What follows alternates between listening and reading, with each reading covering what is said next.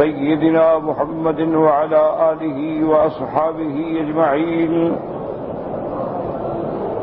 اللهم صل على سيدنا محمد وعلى آل سيدنا محمد كما صليت على إبراهيم وعلى آل إبراهيم في العالمين إنك حميد مجيد. أعوذ بالله من الشيطان الرجيم. بسم الله الرحمن الرحيم. أولم يتفكروا في أنفسهم ما خلق الله السماوات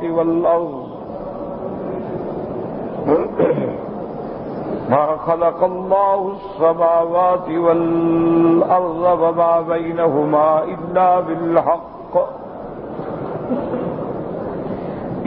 بالحق وأجل مسمى وَإِنَّ كَثِيرًا مِّنَ النَّاسِ بِلِقَاءِ رَبِّهِمْ لَكَافِرُونَ.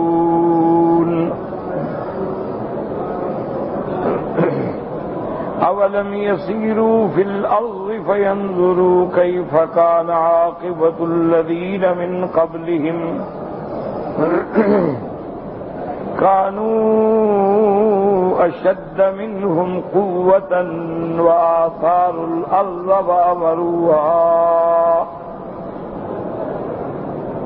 وعمروها أكثر مما أمروها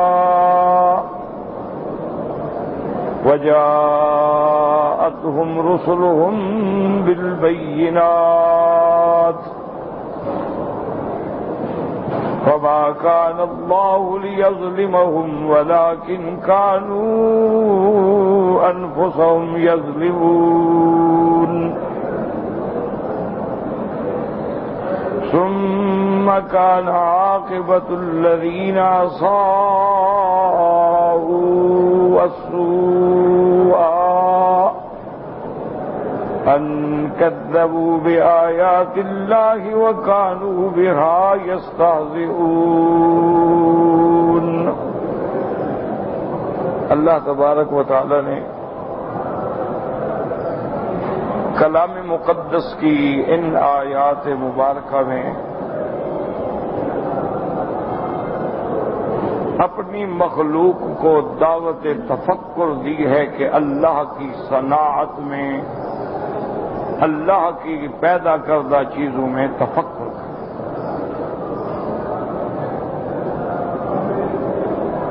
آپ نے الحمدللہ اس سے پہلے ابتدائے سورۃ الروم میں پڑھا ہے کہ اللہ تبارک و تعالی نے روم اور فارس کے بارے میں اپنے پاک نبی صلی اللہ علیہ وسلم کو خبر کہ پہلے فارس غالب آ گئے، اس کے بعد پھر روم غالب آ گئے. جب فارس غالب آ گئے تو مشرکین مکہ کو خوشی ہوئی، اور جب روم غالب آ گئے تو اللہ پر ایمان لانے والوں کو خوشی ہوئی کہ چلو اہل کتاب تو ہیں. اب ان آیات میں اللہ تبارک و تعالی نے ایک اور اسلوب سے اپنے بندوں کو خطاب فرمایا. اللہ تبارک و تعالی نے فرمایا کہ تم صرف انہی باتوں پہ کھڑے ہو کہ پہلے فارس غالب آ گئے تم خوش ہو گئے، پھر ہم نے خبر دی، ہماری خبر سچی تھی، روم غالب آ گئے. اللہ نے فرمایا یہ تو دنیا میں ہوتا ہے، یہ تو سنت اللہ جاریہ ہے. کبھی ایک قوم غالب آئے گی، ایک مغلوب ہوگی، کبھی ایک غالب آئیں گے، دوسرے مغلوب. تو یہ چیزیں جو ہیں کوئی اتنا بڑا چیز نہیں ہے کہ جس پہ انسان کفر اور ایمان کی بنیادیں رکھے. یہ تو حروب ہیں اور جنگیں ہیں اور اس میں فتح و شکست ہوتی ہے. اللہ نے فرمایا کہ میرے بندو اگر تم نے مجھے پہچاننا ہے تو ان جنگوں کی باتوں کی خبروں سے نہ پہچانو، آسمانوں اور زمینوں میں غور کرو۔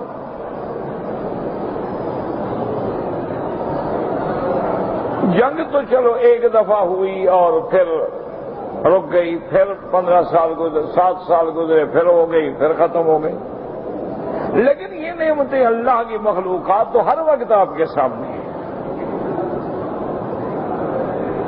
ان میں تم کیوں غور نہیں کرتے، کیوں تفکر نہیں کرتے، کیوں تدبر نہیں کرتے؟ اس لیے قرآن پاک نے ہمیں کئی جگہوں پہ جھنجھوڑا ہے۔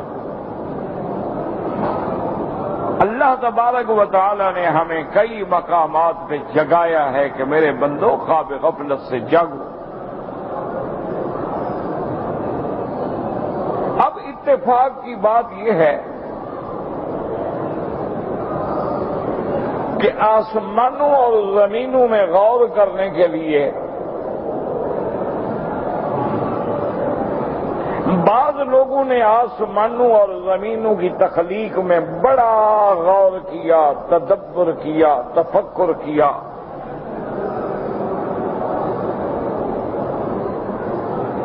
لیکن افسوس ہے کہ جو اصل مقصد تھا وہ پورا نہ ہوا۔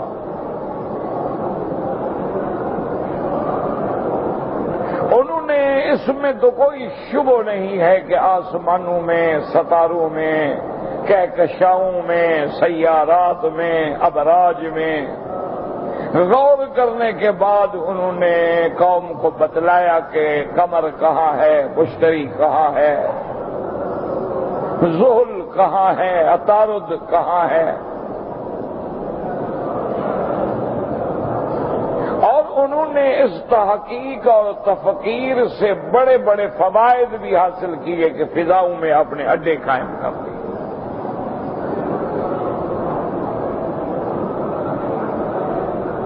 انہوں نے اس تفکیر و تدبر سے ایسے ایسے سیٹلائٹ بنا لیے کہ جن سے موسموں کی خبر مل جاتی ہے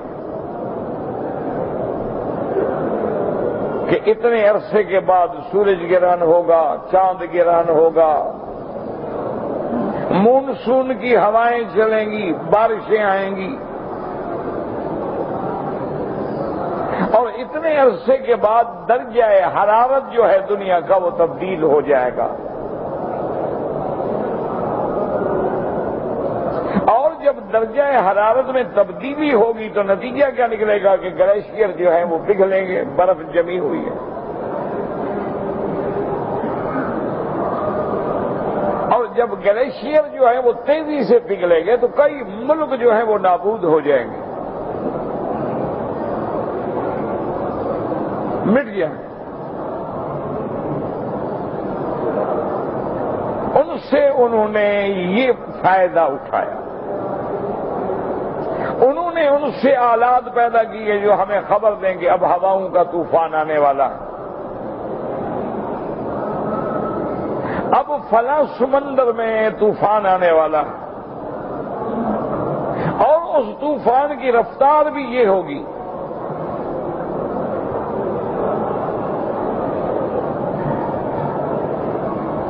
اسی طرح انہوں نے ایک ایسے سیٹلائٹ بنا لیے جس سے پورے عالم کو انہوں نے ایک گلوبل ولیج میں تبدیل کر دیا کہ پوری دنیا سکڑ کے گویا ایک بستی بن گئی۔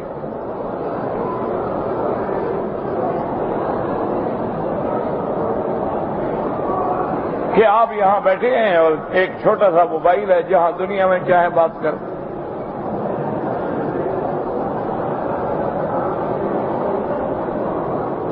ساری دنیا کی خبریں ہیں ٹی وی پہ تمہارے سامنے آ رہی۔ اسی طرح انہوں نے بعض سیٹلائٹ ایسے بھی بنائے ہیں جنہیں وہ اپنے ملک کی دفاع کے لیے اور جنگ کے دوران ضرورت پہ استعمال کرتے ہیں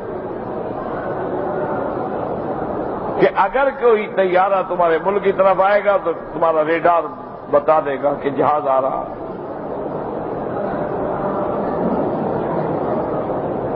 اور تم نے اس ملک کے معلومات لینے ہیں تو اس فلائٹ پہ آپ بیٹھے ہیں، اس شہر کو فوکس کر دو، معلومات شروع ہو گئے۔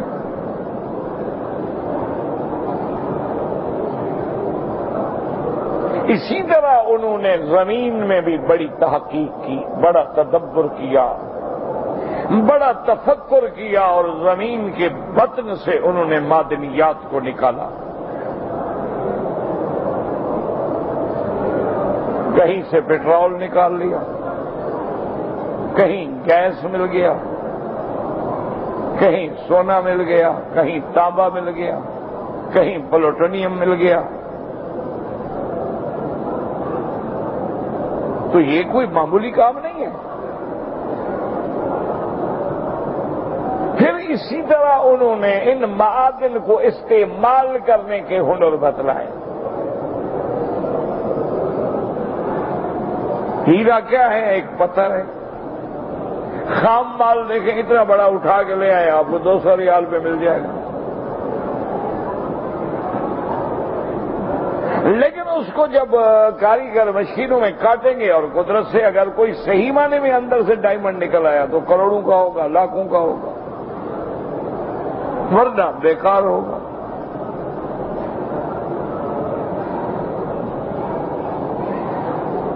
اسی طرح آپ دیکھیں کہ پھر انہوں نے کہ جی یہ تو گولڈ ہے، یہ وائٹ گولڈ ہے، یہ ٹیٹانیم ہے، یہ پلوٹینیم ہے۔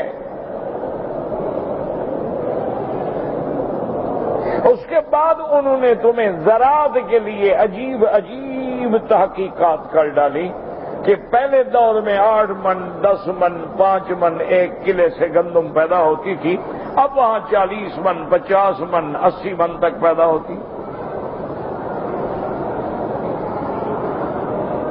انہوں نے مختلف بیجوں کو آپس میں قلم کر کے بیج بنائے۔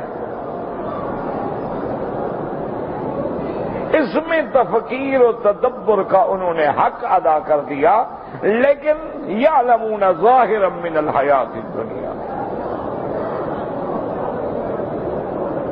جو اصل مقصد تھا اس تفکیر و تدبر کا وہ اس سے غافل ہو۔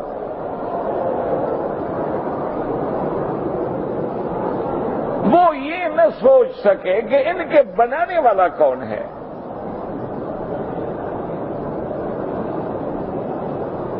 اس سے محروم ہو گئے۔ بس ان کو جب اتنی وسعت معلومات ہوئی تو اپنے علم کے تکبر میں نے کہا نہیں، بس ہم سب کچھ ہیں، اور کیا ہے، کہاں ہے خدا؟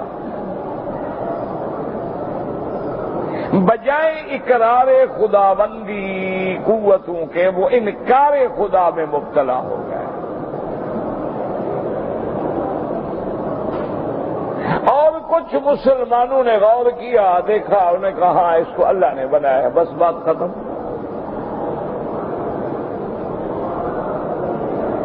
بدقسمتی سے وہ بھی بس اسی جگہ بریک لگ گئی ہو۔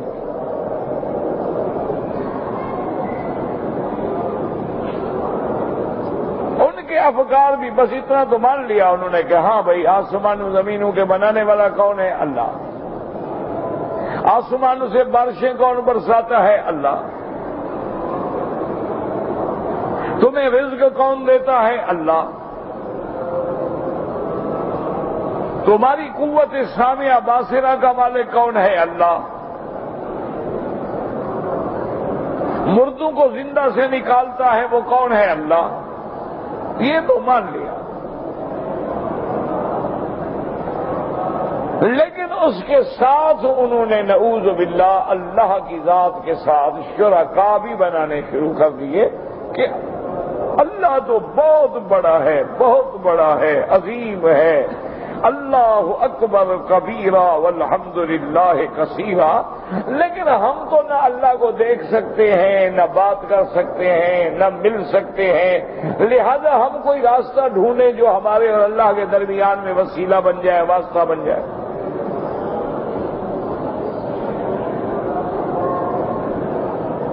بعض لوگوں نے اس میں آ کر ستاروں کو واسطہ بنایا، بعض لوگوں نے سورج اور چاند کو واسطہ بنایا،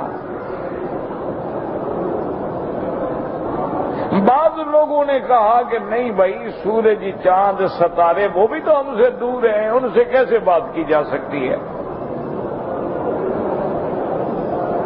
اور ستارے ہیں وہ دیکھو رات کو ظاہر ہوتے ہیں، دن کو چھپ جاتے ہیں، اگر ہمیں دن کو ستاروں سے کام پڑے وہ تو چھپے ہوئے ہیں، چلو بھی سورج سے کام لیتے ہیں، انہوں نے کہا وہ بھی رات کو چھپ جاتا ہے، پھر ہم رات کو کدھر جائیں؟ انہوں نے اللہ کے نیک بندوں کو صالحین کو ڈھونڈا کہ ہاں یہ بڑا عابد ہے، یہ راہب ہے، یہ زاہد ہے، اس نے زندگی اپنی ساری چلہ کشی میں گزار دی ہے، دیکھو یہ گوشت نہیں کھاتا، یہ اچھی غذا نہیں کھاتا، سور کی روٹی پہ گزارا کرتا ہے، دن میں روزہ ہے، رات میں تہجد ہے، یہ وہ لوگ ہیں، ہاں بھئی ان کا تعلق اللہ سے جڑا ہوا ہے، ہم ان کے پیچھے لگ جائیں۔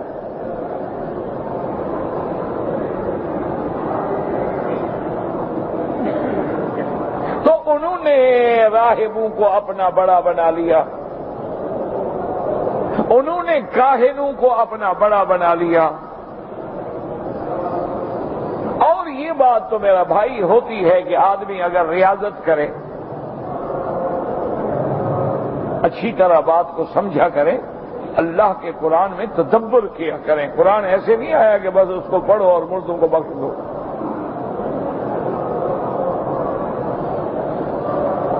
قرآن تو ایک عظیم انقلابی کتاب ہے، قرآن تو ایک عظیم دستور حیات ہے، قرآن تو ایک عظیم پیغام امن ہے، قرآن تو عظیم پیغام ہدایت ہے، قرآن تو نور ہے، لیکن خدا کے لیے غور کریں، دیکھو ایک ریاضت ہوتی کیا بنا ایکسرسائز ہوتی، آپ دیکھتے ہیں پہلوان کشتیاں لڑتے ہیں، ایک دوسرے کو مارتے ہیں، اگر آپ کو اور مجھے غلطی سے بھول کے بھی ایک لگ جائے تو ہم تو انشاءاللہ وہیں فوت ہو جائیں، لیکن وہ کیسے برداشت کرتے ہیں؟ ورزش ہے، ایکسرسائز ہے۔ آپ دیکھتے ہیں کہ سرکس میں ایک آدمی تماشا دکھاتا ہے، رسی پہ چل رہا ہے، حالانکہ تمہارا تو کوئی مولوی رسی پہ نہیں چل سکتا، رسی پہ چلتا ہے، پھر بندہ کو اٹھا لیتا ہے۔ آپ نے دیکھا ہے کہ وہ شیر کے اوپر بیٹھ جاتا ہے، تم تو شیر کو دیکھ کے ڈر جاؤ۔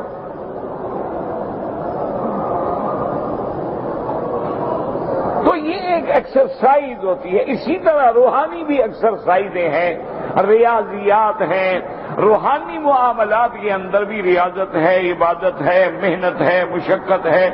جب لوگ جو ہیں وہ غاروں میں بیٹھ جاتے ہیں، نہ دنیا سے تعلق، نہ لوگوں سے تعلق، نہ عورت سے تعلق، نہ کسی حرام پہ نظر، خالص سوکھی موکی روٹی کھا کے گزارا کرتے ہیں، ساری رات وہ چلے کاٹتے ہیں، مراقبے کرتے ہیں، کھڑے رہتے ہیں، کبھی بیٹھے رہتے ہیں، کبھی الٹے لٹکے رہتے ہیں، تو لازمی بات ہے جب ریاضت کریں گے تو اس کا معاملے میں بھی تو کچھ نہ کچھ روشنی تو آئے گی۔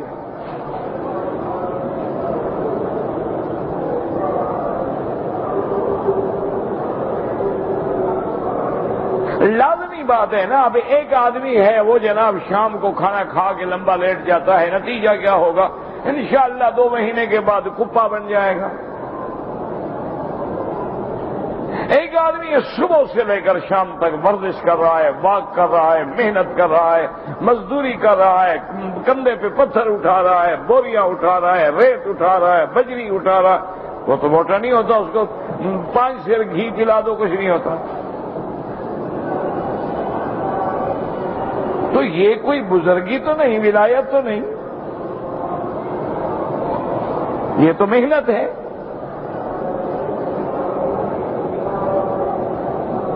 اور یہ محنت کر کے ہندو بھی دھیان گیان پہ پہنچ جاتے ہیں، سکھ بھی پہنچ جاتے ہیں، انگریز بھی پہنچ جاتے ہیں۔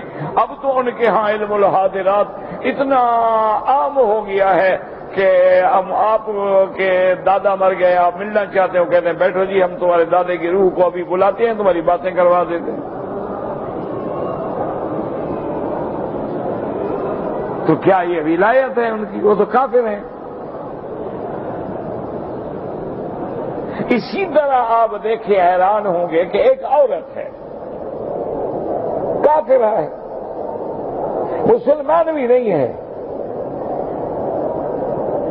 وہ 6 مہینے اپنی زندگی پہاڑوں کے اندر ایک کٹیا بنائی ہوئی ہے، اس میں رہتی ہے، وہ اپنے عقل کے مطابق عبادت کرتی ہے،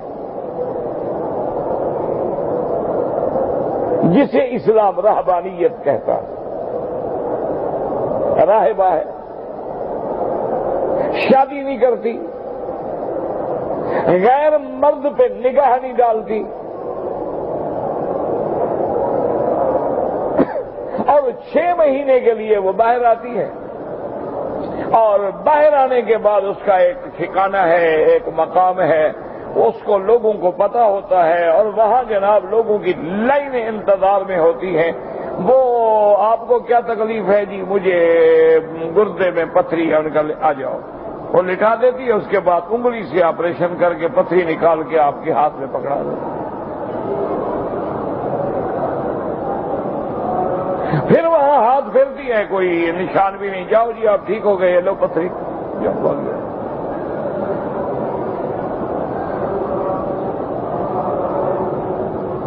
ہمارے ایک دوست ہیں، اچھے خاصے عالم ہیں، ماشاءاللہ عالم دین ہے، بلکہ انہوں نے تفسیر قرآن بھی لکھی ہے۔ انہوں نے خود مجھے واقعہ سنایا، انہوں نے کہا میرا داماد ہے، نوجوان ہے، اس غریب کی ڈسک جو تھی، وہ مہرے جو ہوتے ہیں انسان کی، جس کو عمود کہتے ہیں انسان کا، یہ آپ کی ریڑھ کی ہڈی جسے آپ کہتے ہیں، اس میں اللہ نے مہرے رکھے، ایک ڈسک جو تھی وہ اپنی جگہ سے ہل گئی، اور جب وہ ڈسک ہل جائے اللہ معاف فرمائے،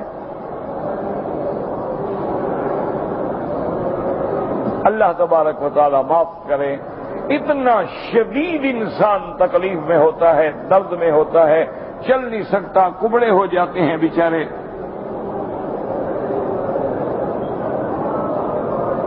انہوں نے کہا کہ ہم نے بڑی مشکل سے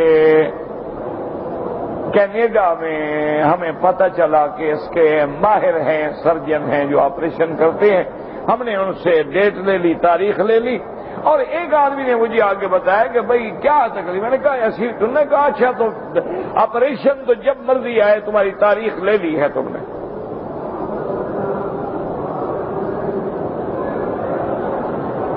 لیکن فلاں کے پاس تم گئے ہو؟ میں نے کہا نہیں۔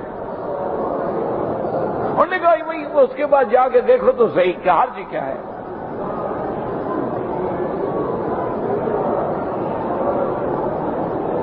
میں نے کہا چھوڑو یار، میں مولوی آدمی ہوں، ساری زندگی ہم لوگوں کو تقریر کرتے ہیں، اللہ کی توحید بیان کرتے ہیں، اب اپنا بچہ بیمار ہو گیا ہے تو میں کافروں کے پاس جاؤں؟ دفع کرو۔ اس نے کہا خدا کے بندے، وہ بھی تو علاج کرتے ہیں نا، وہ کوئی تمہیں نعوذ باللہ کفر کی دعوت تو نہیں دیتے کہ کافر ہو جاؤ، نہ وہ کچھ دیتے ہیں ایسی چیزیں جو محرمات ہوں۔ اللہ کے بندے جا کے دکھا دو، حرج کیا ہے؟ جن سے تم نے آپریشن کرانا ہے وہ بھی تو مسلمان نہیں، وہ بھی تو کافر ہیں۔ وہ کہتے ہیں وہ میرا بچہ داماد جو تھا نوجوان تھا، اس نے کہا ٹھیک ہے انکل، حرج کیا ہے، ہم دیکھ لیتے ہیں، ورنہ ہماری ڈیٹ تو معین ہے نا، اس تاریخ کو تو ہم نے ہاسپٹل میں ایڈمٹ ہونا ہے۔ وہ کہتے ہیں جی میں وہاں آیا تو وہاں اس عورت کا نمائندہ جو ہے وہ تھا، وہ نہیں تھی، اور نمائندہ جو ہے وہ ہندو تھا، وہ بھی علاج کرتا ہے۔ اس کو جا کے ہم نے کہا، اس نے کہا کیا بات ہے؟ ہم نے کہا یہ بچہ ہے، یہ دیکھیں اس کا، وہ ایسے بیچارہ چلتا تھا۔ اس نے کہا جی آئے ہوں، دھا لیٹ جائے۔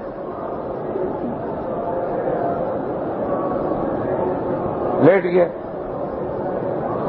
اب اس نے اوپر سے ایسے ہاتھ رکھنا شروع کیا اور اسی جگہ پہ آگے ہاتھ رکھا کہ یہی تکلیف ہے. اور نے کہا ہاں جی یہی. پھر اس نے نیچے سے سارے ایک ایک موہرے کو ٹٹول کے پھر اسی جگہ کو پکڑا کہ یہی جگہ ہے. اور نے کہا جی بالکل یہی جگہ ہے. اس نے ذرا سا دبایا تو کہا تو چیخے درد ہوتا ہے بڑا شدید. تو یقین ہو گیا کہ بھئی یہی جگہ ہے. اس نے کہا اچھا ٹھیک ہے اب میں تمہارا علاج کرتا ہوں اور تمہیں تکلیف تو ہوگی لیکن جوان آدمی ہو برداشت کرنا کوئی ایسی بات نہیں. حضرت میں بھی ساتھ کھڑا ہوں دیکھ رہا ہوں یہ کیا علاج کرتا ہے. نہ کوئی دوائی ہے نہ اس کو کوئی بے ہوش کر رہا ہے. اتنا بڑا مسئلہ ہے اور ڈسک ہے اپنی جگہ سے ہلی ہوئی ہے. کہتے جی بس اس نے ایسے ٹٹولنا شروع کیا. جب اسی جگہ پہنچا نا تو یہ مقام جو تھا ایسے بس مارا. کہتے لڑکا تو چیخ بھی نکل گئی اور بے ہوش ہو گیا.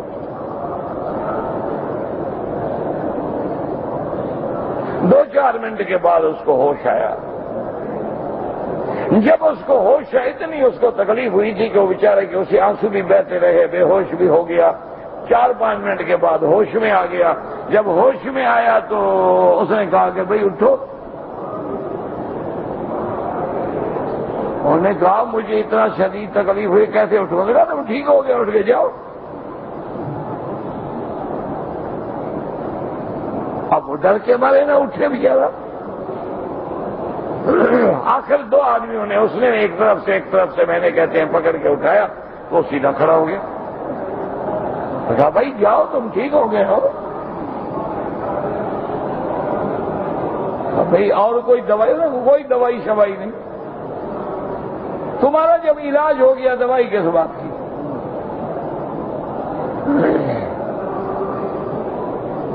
وہ کہتے ہیں باہر ہم نکلے وہ ٹھیک.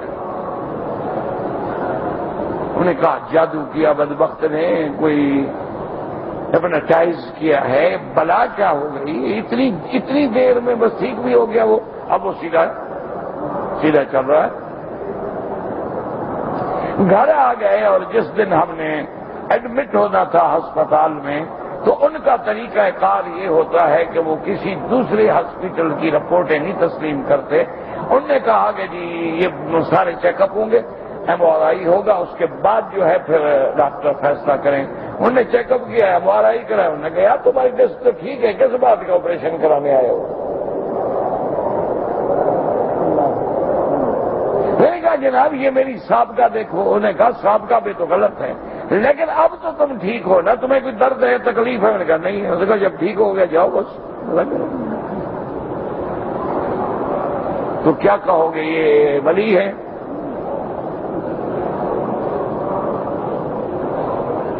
یہ یاد رکھو یہ علوم ہے یہ ریاضت ہے یہ محنت ہے. منجمین ہیں ان کی محنت ہے. عرافین ہیں ان کی محنت ہے. کوہان ہیں ان کی محنت ہے. لیکن اسلام نے ہمیں منع کیا ہے کہ ایسے لوگوں کے پیچھے کبھی نہ جاؤ. رحمت دو عالم سرکار دو عالم صلی اللہ علیہ وسلم نے فرما دیا من اتا عرافا او کاہنا فصدقہ فقد کفر بما انزل علی محمد صلی اللہ علیہ وسلم. آپ کو اگر یعنی آج کل تو باقاعدہ انٹرنیٹ پہ ویب سائٹ ہیں باقاعدہ. اچھا جادوگروں کی بھی ویب سائٹ ہے جادو توڑ کرنے والوں کی بھی ویب سائٹ ہے. تو میرے کہنے کا اتنی لمبی تمہید باندھنے کا مقصد یہ تھا کہ کفار نے اگر آسمانوں اور زمینوں میں اور ان کے جو درمیان ہے ان میں غور کیا تو انہوں نے صنعتی ترقی میں زراعتی ترقی میں اور دفاعی ترقی میں، انہوں نے اپنے معاملات میں، ملکوں کی حفاظت میں، اسلحے میں، ایک دوسرے ملک پہ حملہ کرنے میں ترقی کی، لیکن خدا کو انہوں نے بھی نہ پہچانا۔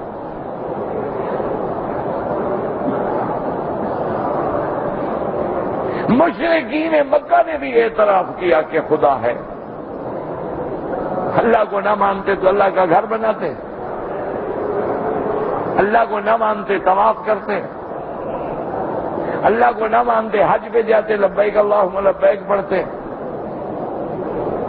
لیکن انہوں نے بھی سوچا کہ اللہ تو بہت بڑا ہے اور ملنا بھی مشکل ہے، واسطہ ڈھونڈے۔ واسطے کیا ڈھونڈے؟ جو رجال صالحین تھے، وہ رجال صالحین مر گئے، ان کی شکل کے بت بنا کے رکھ دی۔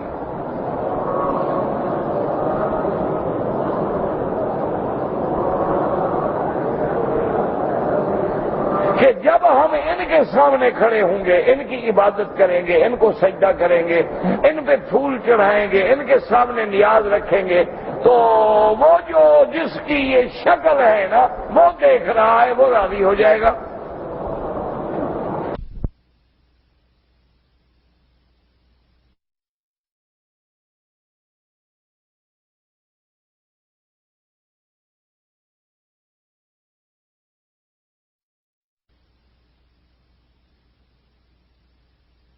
دے گا ہمارے کام بن جائیں گے۔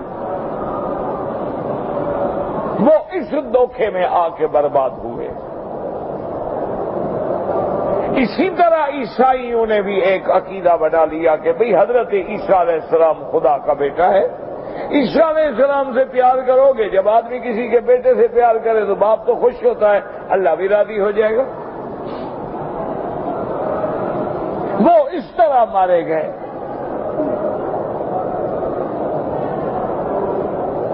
اور بعض لوگوں نے اللہ کو مانا، انبیاء کو بھی مانا کہ انبیاء کو رب نے بھیجا ہے، لیکن بھیجنے کے بعد ان کو خود مختار کل بنا دیا، اب سب کچھ ان کے ہاتھ میں۔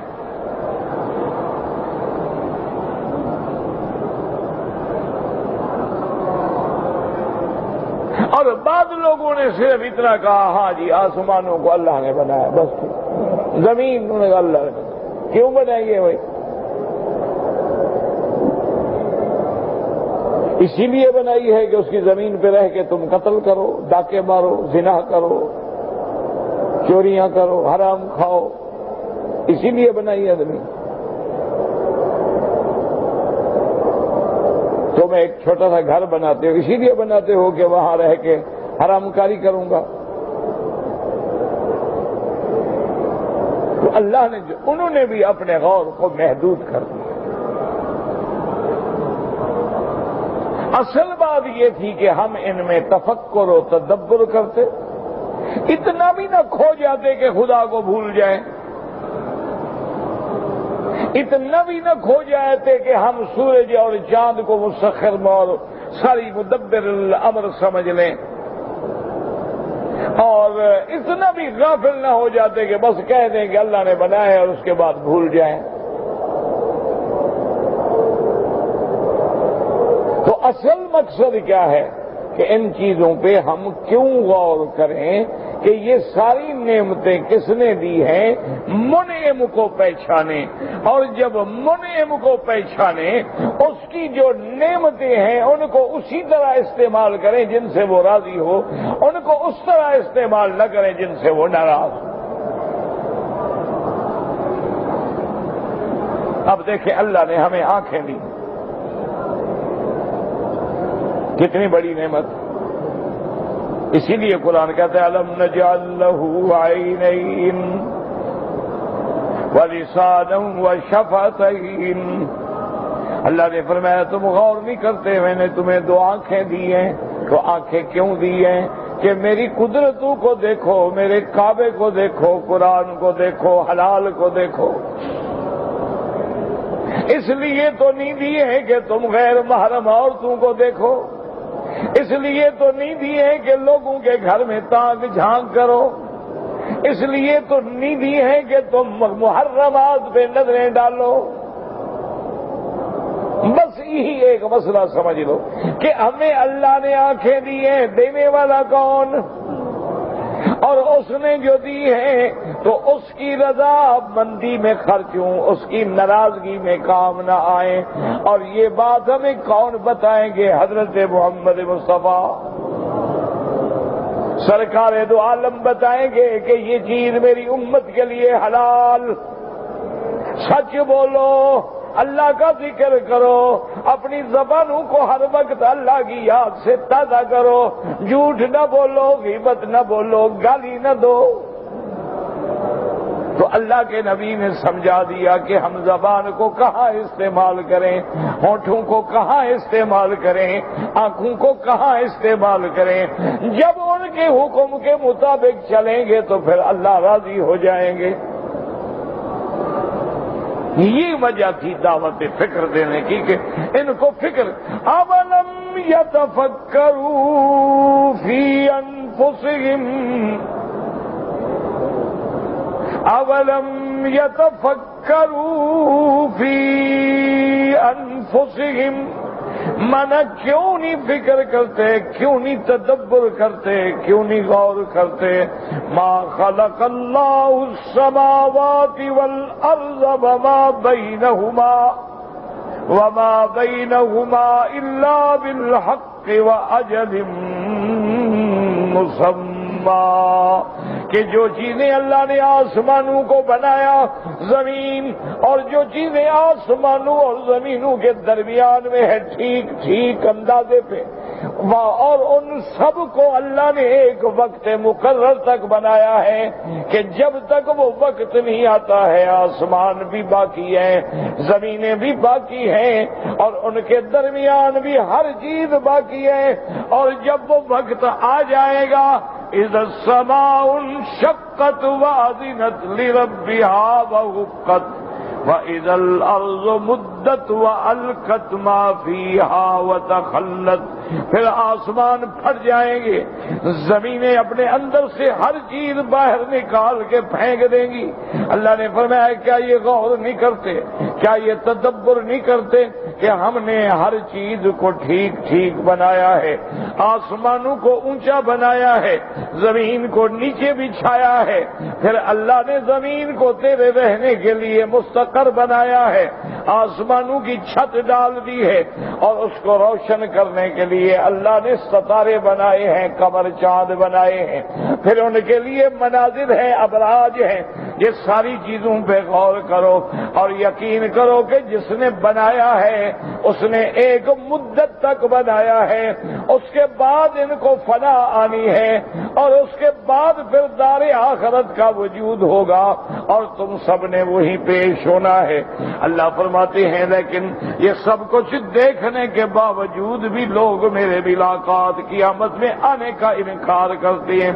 وَإِنَّ كَثِيرًا مِّنَ النَّاسِ وَإِنَّ كَثِيرًا مِّنَ النَّاسِ بِلِقَاءِ رَبِّهِمْ لَكَافِرُونَ. اللہ نے فرمایا لیکن بہت لوگ جو ہیں وہ قیامت کے منکر ہیں، اللہ کے لقاء کے منکر ہیں، اللہ کی طرف واپس جانے کے منکر ہیں، اللہ کے سامنے حاضری کے منکر ہیں. یہ سب کچھ دیکھ رہے ہیں، ساری کائنات پہ نظر ڈالنے کے باوجود بھی ان کو میری طرف آنے کا انکار ہے. جب ان کو دار آخرت کا انکار ہے، جب اللہ کے لقاء کا انکار ہے، تو اس لیے وہ دنیا میں نافرمانیاں کرتے ہیں کہ ہم نے کو خدا کے سامنے تو نہیں جانا. اسی لیے کہتے ہیں اذا كنا عظاما ورفاتا انا لمبعوثون. وہ کہتے ہیں کہ کیسے ہو سکتا ہے جب ہماری ہڈیاں بھی بوسیدہ ہو جائیں گی، جب ہم ریزہ ریزہ ہو جائیں گے، جب ہماری ہڈیاں گل کے مٹی بن جائیں گی تو ہم دوبارہ کیسے کھڑے ہوں گے. اس لیے قرآن کہتا ہے کہ دیکھو یہ تفکر بھی نہیں کرتے اور انکار بھی کرتے ہیں. وَإِنَّ كَثِيرًا مِّنَ النَّاسِ وَإِنَّ كَثِيرًا مِّنَ النَّاسِ بِلِقَاءِ رَبِّهِمْ بلقاء ربهم لکافرون۔ اللہ نے فرمایا میرے بندو اگر آسمان کو تم نہیں غور کر سکتے، زمینوں میں تدبر نہیں کر سکتے، میری ان نعمتوں کی کن اور حقیقت کو نہیں سمجھ سکتے ہو، تو چلو جو چیزیں تیرے سامنے ہیں ان میں تو غور کرو۔ اولم یسیروا فی الارض فینظروا کیف کان عاقبۃ الذین من قبلہم كانوا أشد منهم قوة وآثاروا الأرض وعمروها أكثر مما عمروها وجاءتهم رسلهم بالبينات فما كان الله ليظلمهم ولكن كانوا أنفسهم يظلمون۔ اور کہیں اللہ فرماتی ہے قل سیروا فی الارض فانظروا کیف کان عاقبۃ المکذبین۔ اللہ پاک فرماتی ہے میرے بندے چلو زمینوں میں چلو، سیر کرو، دیکھو، غور کرو۔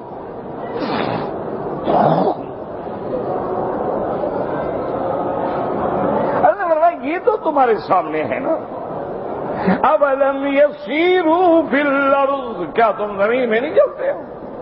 شام جاتے ہو، یمن جاتے ہو، فینظروا کیف کان عاقبۃ الذین کانوا من قبلہم، پھر غور کرو ان قوموں پر جو تم سے پہلے گزری ہیں، قوم عاد ہے، قوم سمود ہے، اسی طرح قوم لوط ہے، قوم فرعون ہے، غور کرو کہ ان کا انجام کیا ہوا۔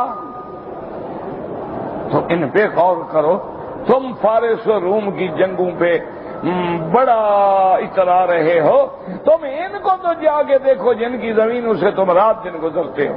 کبھی تم شام جاتے ہو، کبھی یمن جاتے ہو، کبھی تم مدائن سے گزرتے ہو، تو کبھی تم قرى لوط سے گزرتے ہو، کبھی تم وادی عاد سے گزرتے ہو، کبھی زیادہ دور نہ جاؤ تو وادی محصب تو تمہارے قریب ہے۔ اس پر غور کرو کہ تم سے جو پہلے قومیں تھیں ان کا انجام کیا ہوا۔ كانوا أشد منهم قوة، وہ قومیں تم سے طاقت میں بھی زیادہ تھیں، اور انہوں نے زمین کو بھی بنایا، اور اس کے بعد زمین کو بھی انہوں نے سجایا، زمین کو بھی آباد کیا، تم سے زیادہ آباد کیا، تم سے زیادہ زمینوں سے فائدہ اٹھایا۔ وجاءتهم رسلهم بالبينات، پھر ہمارے پیغمبر آئے اللہ کی نشانیاں لے کر، آیات لے کر، آیات بینات لے کر، انہوں نے آ کے دعوت توحید دی، لیکن ظالموں نے ان کو جھٹلایا، تکذیب کی۔ اللہ فرماتے ہیں فما كان الله ليظلمهم ولكن كانوا أنفسهم يظلمون۔ اللہ تبارک و تعالیٰ نے تو ظلم نہیں فرمایا، وہ ظلم سے پاک ہے، لیکن یہ وہ لوگ ہیں جنہوں نے اپنے جانوں پہ خود ظلم کیا۔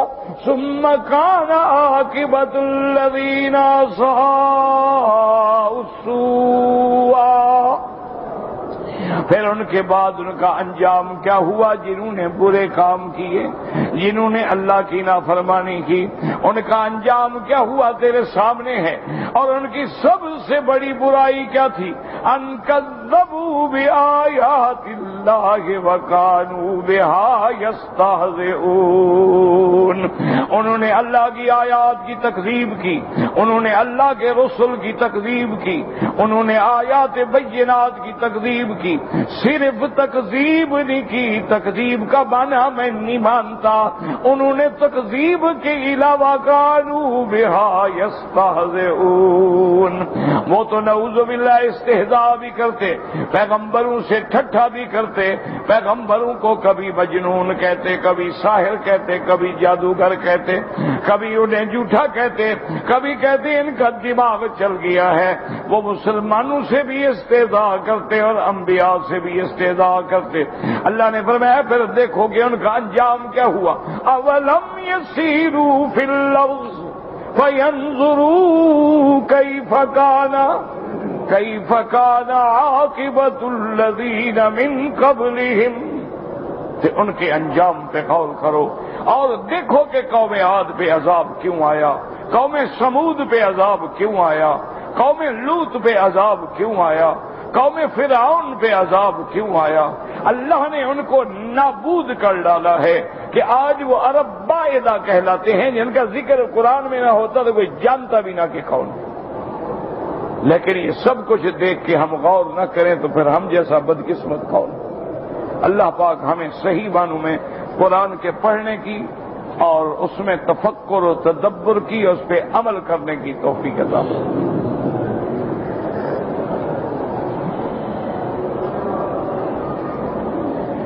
طواف وداع میرا بھائی الگ چیز ہے، عمرہ الگ چیز ہے۔ اگر کوئی بندہ عمرہ کر لیتا ہے تو اس کا معنی یہ نہیں ہے کہ طواف الوداع بھی ہو گیا، وہ تو عمرے والے کو بھی طواف الوداع کرنا ہوتا ہے۔ اس لیے عمرہ کرنے سے طواف الوداع ادا نہیں ہوتا۔ عمرہ کر لیا ہے لیکن جس دن تم نے جانا ہو ان یکون آخر العہد بالبیت الطواف، کہ سب سے آخر کام جو ہے تمہارا وہ طواف الوداع ہو۔ حج میں طواف الوداع واجب ہے، عمرے والوں کے لیے افضل ہے اور مستحب ہے لیکن واجب نہیں۔ یعنی اگر کوئی آدمی حج پہ آیا ہے اور طواف الوداع ترک کیا ہے تو ترک واجب ہے، اس کو دم دینی پڑے گی۔ لیکن اگر عمرے پہ آیا ہے اور اس نے طواف الوداع نہیں کیا تو دم نہیں پڑے گی، لیکن افضل یہ ہے کہ وہ بھی طواف الوداع کرے، چونکہ حدیث جو ہے مطلق ہے ان یکون آخر العہد بالبیت الطواف، اور طواف الوداع کا معنی یہ ہوتا ہے کہ سارے کام نمٹا کے جب تم نے جانا ہے سب سے آخر میں اللہ کے گھر میں آؤ، طواف الوداع کرو، اللہ سے دعائیں مانگو اور چلے جاؤ۔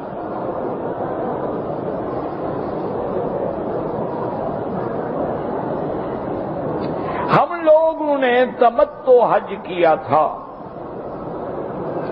تو ہم نے ایک گائے لے کر قربانی اور دم دے دیا، ٹھیک ہو گیا، کیونکہ ایک گائے میں 7 بکریاں ہوتی ہیں۔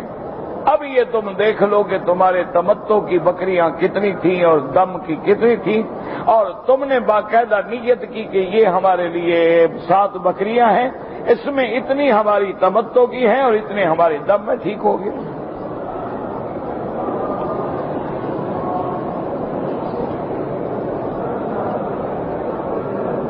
ہاں، تشہد میں جب آدمی نماز میں تشہد میں ہوتا ہے تو اشہد اللہ الہ الا اللہ، غیر اللہ کی نفی اور معبود برحق پہ اس بات، تو اس وقت انگلی کو حرکت دی جاتی ہے۔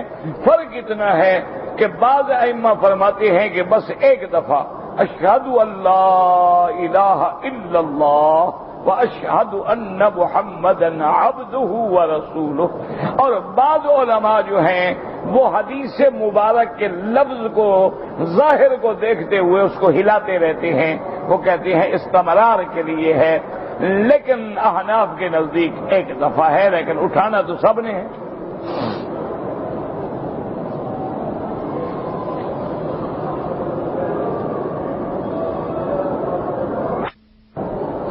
ایک آدمی 20 روزے کو اعتکاف بیٹھا، 28 کو بیمار ہو گیا، 2 دن اس کے جو بچ گئے بعد میں قضا کر دے، کیونکہ نیت تو اس کی پوری تھی نا، اب بیمار ہو گیا نہیں پورے ہو سکے۔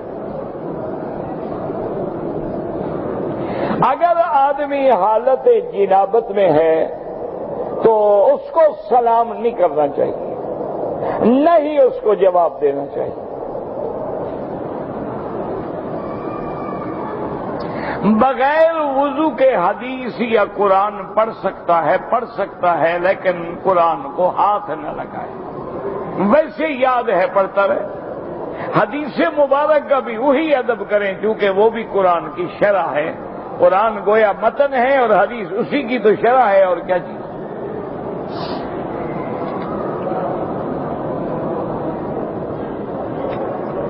مینا میں عید الضحیٰ کی نماز، مینا میں تو عید الضحیٰ کی نماز ہوتی نہیں، وہ تو مکے میں ہوتی ہے. موقع مل جائے پڑھ لو، نہ ملے نہ پڑھو، مسافر ہو، بات ختم ہو گئی.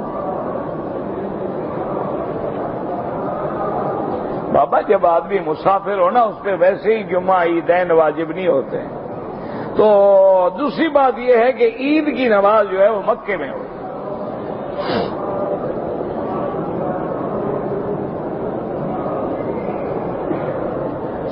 ہم لوگ طواف الوداع کر کے مدینہ منورہ چلے گئے. مدینہ منورہ سے واپس جدے آئے جانے کے لیے، لیکن وہاں جب پہنچے تو ہماری فلائٹ جو ہے وہ ایک دن کے لیے مؤخر ہو گئی. تو ہم جو ہے پھر مکے آ گئے، لیکن احرام نہیں باندھا، کوئی دم نہیں. یاد رکھیں کہ احرام اس وقت ضروری ہے جب میقات سے آنے کے بعد تمہاری نیت جو ہے وہ سیدھا مکہ جانا ہے. اب اگر تمہاری نیت مثلا تم کراچی سے آ رہے ہو، جدہ جانا ہے، بمبئی سے آ رہے ہو، تمہاری نیت یہ ہے کہ میرا بھائی ہے، دوست ہے جدے میں، میں تو وہاں جاؤں گا، کوئی احرام باندھنا ضروری نہیں. اسی طرح مثلا ہمارے خادم الحجاج حرم ہیں جو حرم میں کام کرتے ہیں، ان کے گھر مثلا نوریہ میں ہیں، حد حرم سے باہر. یہ اگر مدینہ منورہ جائیں اور واپسی پہ یہ ہو کہ ہم اپنے کیمپ میں جائیں گے تو کوئی احرام کی ضرورت ہی نہیں ہے، کسی کے نزدیک بھی ضرورت نہیں. ہاں باندھنا چاہیں تو سبحان اللہ، بہت بڑی نعمت ہے کہ اللہ نے تمہیں عمرے کا موقع دے دیا ہے. لوگ تو لاکھوں خرچ کر کے آتے ہیں نا، اور تم مدینے جا رہے ہو، جب چاہو عمرہ کر لو. تو بہرحال آپ مدینہ شریف چلے گئے، اور مدینہ منورہ سے جب آپ نکلے ہیں تو آپ کی نیت جدہ تھی، مکہ تو تھی ہی نہیں نا، آپ تو اپنے ملک جا رہے تھے. جدے میں جب پہنچے تو ایک دن کے لیے فلائٹ جو تھی آپ کی مؤخر ہو گئی. آپ نے اچھا کیا، ابھی جدے میں جو بیٹھے رہے 24 گھنٹے، اللہ کے گھر کیوں نہ جائیں، 2-4 نمازیں بھی مل جائیں گی اور پھر آخر میں طواف بھی مل جائیں گے. تو آپ آ گئے، آپ پہ کوئی دم نہیں ہے انشاءاللہ. لیکن اگر آپ چاہتے مثلا تو جدے سے احرام باندھ کے بھی عمرہ کر سکتے تھے، لیکن نہیں کیا تو تم پہ دم کوئی نہیں.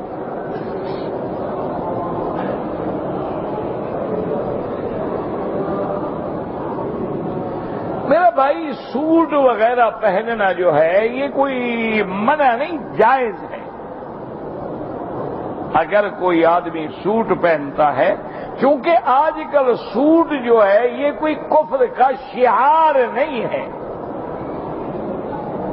اسلام ان چیزوں سے منع کرتا ہے جو کافروں کے شعار ہیں. مثلا دیکھیں نا، ہندو ایک خاص طرز کی دھوتی باندھتا ہے، وہ شعار ہے اس کا. ہندو عورت جو ہے وہ تلک لگاتی ہے، وہ شعار ہے ان کا. تو سوٹ جو ہے وہ تو مسلمان بھی پہنتے ہیں اور پوری دنیا کے مسلمان پہن رہے ہیں، تو اس کے پہننے میں حرج کوئی نہیں، جائز ہے. البتہ ٹائی لگانا جو ہے وہ منع ہے، کیونکہ وہ صلیب کی علامت ہے. ٹائی بھی منع ہے، اور کوشش کیا کریں کہ یہ جو کالر وغیرہ رکھتے ہیں یہ بھی نہ ہو تو بہتر ہے. اور اگر مجبوری ہے، کسی کمپنی میں نوکری ہے، وہ کہتے ہیں جی لازماً ٹائی لگاؤ، تو گناہ پھر ان پہ ہوگا جنہوں نے تمہیں کفر کی علامت پہننے پہ مجبور کیا ہے، تم پہ نہیں ہوگا.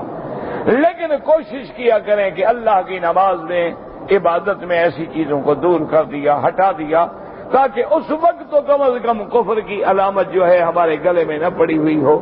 اور بعض چیزیں جو ہے نا یہ شعار ہیں کفار کے، جیسے کراس ہے، تو بعض کمپنیاں جو ہیں وہ کئی چیزوں میں کراس کا نشان دیتی ہیں، تو یہ بھی صلیب والوں کا نشان ہے. تو ایسی چیزوں سے بچنے کی کوشش کریں. اب تو دشمن اتنا ترقی کر گیا ہے، اللہ معاف کرے، کہ انہوں نے ایک کمپنی ایسی ہے جو ایسے لباس بنا کے بھیج رہی ہے کہ پہننے والے جو ہیں وہ کینسر کی بیماری میں مبتلا ہو جاتے ہیں۔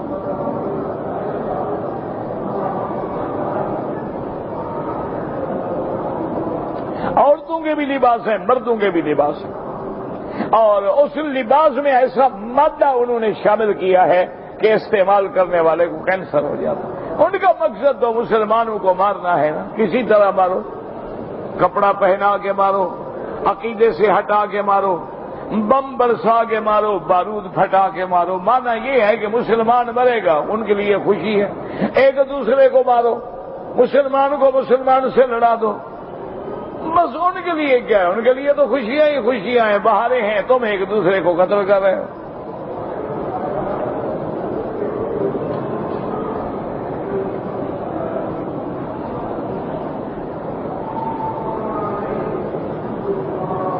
کہتے ہیں جی کہ اگر کوئی آدمی عمرہ کرے اور عمرہ کرنے کے بعد وہ اپنے بال خود سیفٹی سے یا مشین سے پھیر کے کاٹ لے، بالکل جائز ہے، کوئی منع نہیں۔ اچھا، دو ساتھی ہو، تم دونوں نے عمرہ کیا، دونوں نے طواف کر لیا، صفا مروہ دوڑ لی، ایک دوسرے کے بال کاٹ دو، جائز ہے۔ اپنے بال خود کاٹ لو، جائز ہے، کیونکہ اب تم نے احرام سے نکلنا ہے، یعنی عمرے کے سارے مناسک پورے ہو گئے، طواف ہو گیا، صفا ہو گئی، اب تم نے بال منڈانے، تو ضروری تو نہیں کہ نائی تمہیں نکالے، تم خود نکلو، مرضی ہے ایک دوسرے کے سر پہ اس طرح۔ ہاں، مثلا دو دوست ہو، دونوں نے عمرے کی نیت کی، ایک نے تو دونوں نے طواف کر لیا، ایک نے صفا نہیں دوڑی اور ایک نے دوڑ لی۔ اب اگر ایک دوسرے کے بال مونڈے گا تو پھر وہ جو ہے جس نے نہیں دوڑی وہ تو بھی فارغ نہیں ہوا نا، اس کو ناجائز۔ لیکن جب دونوں چیزیں تم مکمل کر لو تو بغیر کسی وجہ کے تم اپنے بال بھی نکال سکتے ہو اور ایک دوسرے کے بھی نکال سکتے ہو۔ واللہ اعلم۔ ربنا تقبل منا انک انت السمیع العلیم۔ یا الہ العالمین، عالم اسلام پہ اپنی رحمت نازل فرما۔ یا اللہ، عالم اسلام کو عزت کا فیصلہ فرما دے۔ یا اللہ، کفر کی ذلت و ہلاکت کا فیصلہ فرما۔ یا اللہ، مسلمان کشمیر میں ہیں، مسلمان عراق میں ہیں، فلسطین میں ہیں، مسلمان عرب میں ہیں، عجم میں ہیں، مسلمان گجرات میں ہیں، ہند میں ہیں، بنگلہ دیش میں ہیں، یا اللہ مسلمان پاکستان میں ہیں، جہاں بھی ہیں ان کی جان، مال، آبرو، عزت کی حفاظت فرما۔ یا اللہ، مسلمانوں کو فرقہ واریت سے نجات عطا فرما۔ یا اللہ، مسلمانوں کو اپنا دشمن پہچاننے کی توفیق عطا فرما۔ یا اللہ، بیماروں کو شفا عطا فرما۔ یا اللہ، بے حیاؤں کو حیا عطا فرما، بے دینوں کو دین عطا فرما، بے اولادوں کو اولاد عطا فرما، جن کی اولادیں ہیں ان کو صالح بنا۔ یا اللہ، جن کے گھروں میں جوان لڑکیاں ہیں ان کے رشتے آسان فرما، ان کا مستقبل روشن فرما۔ یا اللہ، تیرے آگے کوئی مشکل نہیں ہے۔